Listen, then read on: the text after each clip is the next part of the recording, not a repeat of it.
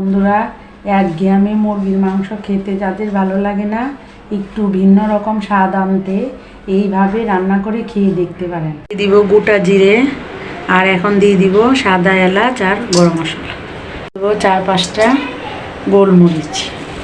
সব কিছু আমি শুকনো কলায় ভালো করে ভেজে নিই।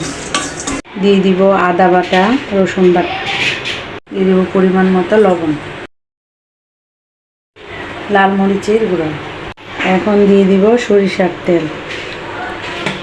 কিছু ভালো করে মেখে 20 মিনিটের জন্য ঢাকা দিয়ে রেখে দিই। এখানে একটা টমেটো দিয়ে দিব কাঁচা লঙ্কা আর 2টো পেঁয়াজ কুচি। ভালো করে ব্লেন্ড করে নিব। আলুগুলি ভেজে নিব।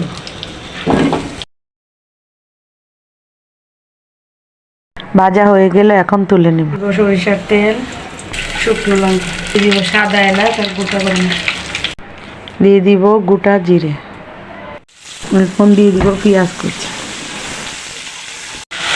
ব্লেন্ড করা মশলাটা দিয়ে দিব, মাখানো মাংসটা দিয়ে দিব,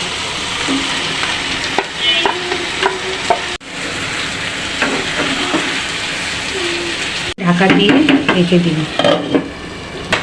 ঢাকনা খুলে মাংসটা ভালো করে কষিয়ে নিব। এখন দিয়ে দিব ভেজে রাখা আলু। মাংসটা কষানো হয়ে গেল। এখন এখানে আমি হালকা কুসুম গরম পানি দিয়ে দিব। এখন এখানে আমি অ্যাড করে দিব ভাজা মশলা। মুরগির মাংস রান্নাটি রেডি হয়ে গেল। বন্ধুরা, আমার ভিডিওটি ভালো লাগলে লাইক, কমেন্ট, শেয়ার ও প্লিজ সাবস্ক্রাইব করে দিবেন। সবাই ভালো থাকবেন, সুস্থ থাকবেন।